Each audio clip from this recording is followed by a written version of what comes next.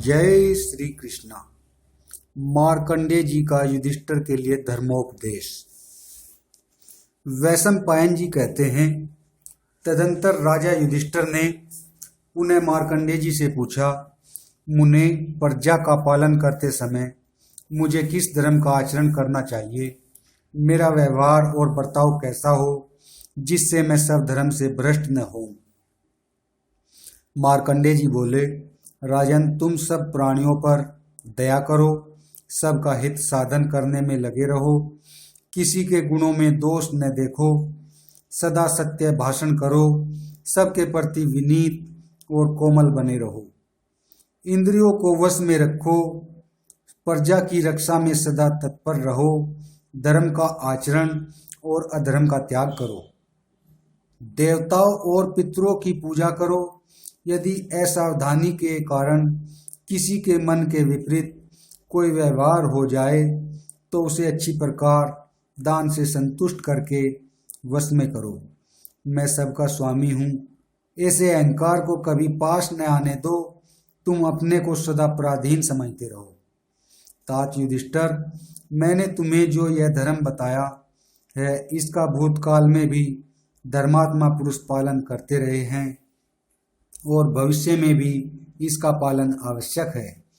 तुम्हें तो सब मालूम ही है, क्योंकि इस पृथ्वी पर भूत या भविष्य ऐसा कुछ भी नहीं है जो तुम्हें ज्ञात न हो। प्रसिद्ध कुरुवंश में तुम्हारा जन्म हुआ है, अतः मैंने तुम्हें जो कुछ बताया है उसका मन, वाणी और कर्म से पालन करो। युधिष्ठिर ने कहा, द्विजवर, आपने जो उपदेश दिया है वह मेरे कानों को मधुर और मन को बहुत ही प्रिय लगा है। मैं प्रयत्न पूर्वक आपकी आज्ञा का पालन करूंगा। प्रभु, धर्म का त्याग होता है लोभ और भय आदि से। मेरे मन में न लोभ है न भ्रम। इसी प्रकार किसी के प्रति डाह या जलन भी नहीं है। इसलिए आपने मेरे लिए जो कुछ भी आज्ञा की है सबका पालन करूंगा।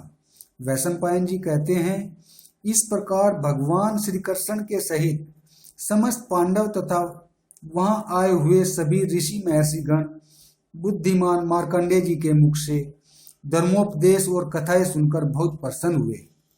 इसके बाद धर्मराज युधिष्ठिर ने मार्कंडेय जी से निवेदन किया, मुनिवर, सुनने में आता है कि बक और दालभय ये दोनों महात्मा चिरंजीवी है और देवराज इंद्र से इनकी मित्रता है।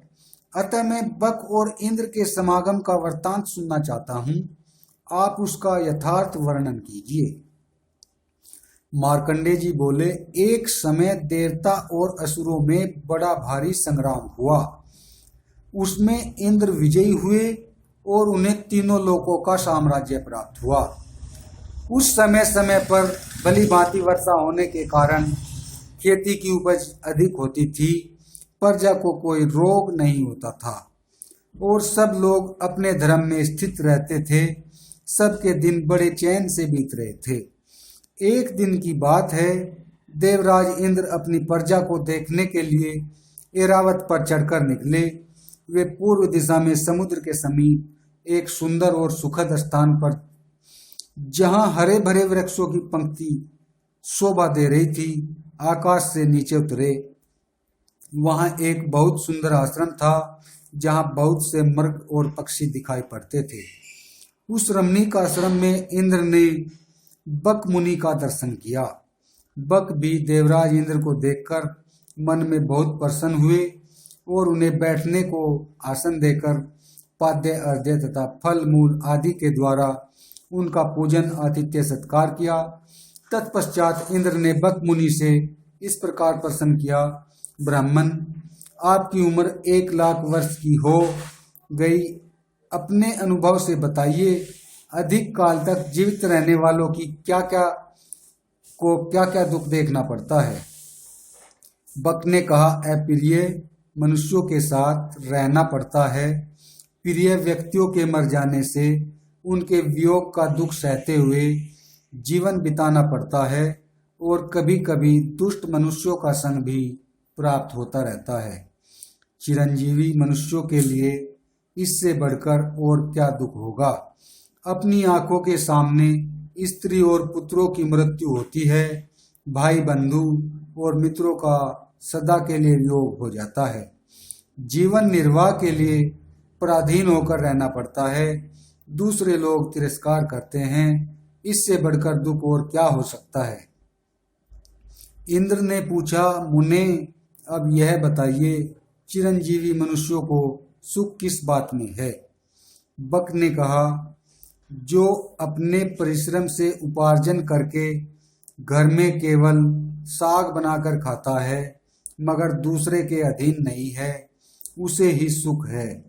दूसरों के सामने दीनता ने दिखाकर अपने घर में फल और साग भोजन करना अच्छा है, परंतु दूसरे के घर तिरस्कार सहकर प्रतिदिन मीठा पकवान खाना भी अच्छा नहीं है।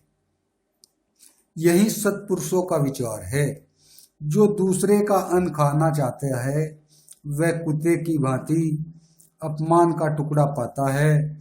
उस दुरात्मा पुरुष के वैसे भोजन को धिक्कार है जो श्रेष्ठ द्विज सदा अतिथियों, भूत प्राणियों तथा पितरों को अर्पण करके अर्थात बलि वैश्वदेव करके शेष अन्न स्वयं भोजन करता है, उससे बढ़कर सुख और क्या हो सकता है। इस यज्ञ शेष अन्न से बढ़कर पवित्र और मधुर दूसरा कोई भोजन नहीं है।